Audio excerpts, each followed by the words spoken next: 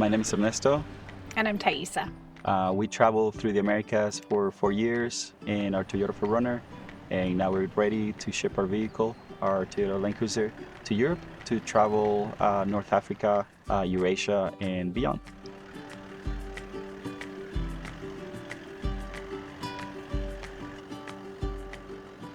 I used to backpack quite a bit in Europe, and then I thought, oh, it would be nice to travel through South America.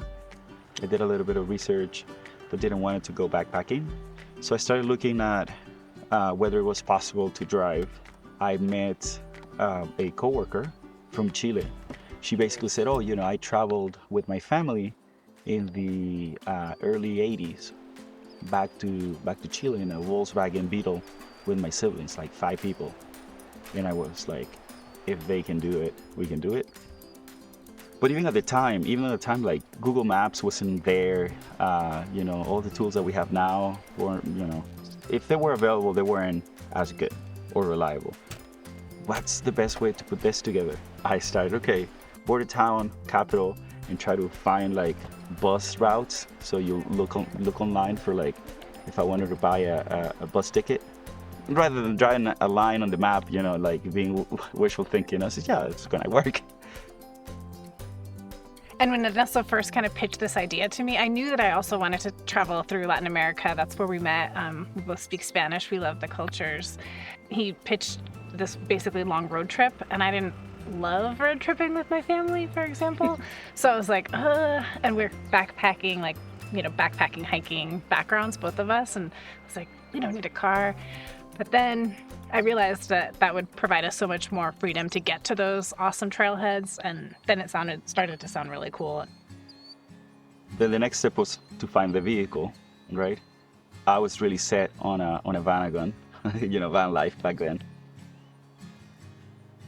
A friend that did the trip in a Vanagon had to change engines 3 times, and I was like, nah, that's not for us. The 70 series is a very popular truck all over the world, so it's simpler, continues to be a very simple vehicle. So we're shipping it now out to Europe, overbuilt. But it's like a tractor, it take you anywhere. And I think background-wise, we're both, our families we're into camping and nature, and we're both scouts. Yeah. I was a geography major. I always wanted to see the world, and Ernesto too also kind of always knew he wanted to see the world. Did big cities, but very briefly, just to run errands, eat. We will always just run for the mountains, and it's kind of more interesting culturally, because I think in the mountains you find that it hasn't changed as much.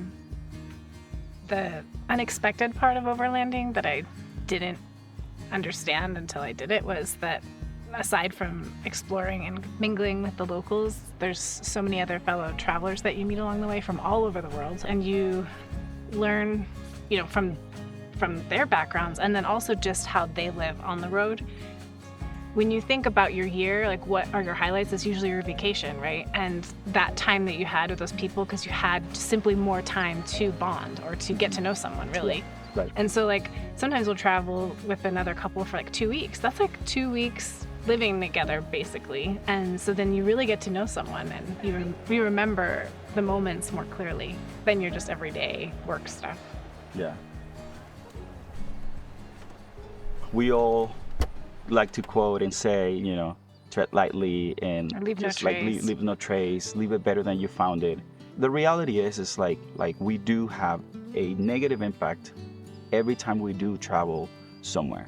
It's impossible not to. We're just driving vehicles, trucks, our carbon footprint, it is there. It is important to be very aware and not necessarily pat ourselves on the shoulder and say oh, I do my best. We can always do better. Just identify what are those things that you can improve upon, and push yourself to do those things. Thinking about all those tiny steps is important, I think, and implementing that when you're on the road. And it is harder to, for example, recycle or something like that, because maybe there isn't a local infrastructure for that. Being real about taking the small steps for our environment. I don't think that we can go back to our regular lives before we left. We both did schooling and work like nonstop, right? Just like check all the boxes, just go to college, get a job. We didn't know really how hard it was gonna be to come back. I was also like, come on, suck it up. You just get a job and do it again. Yeah, it was like slap in the face, like coming back. It was very, very, very hard.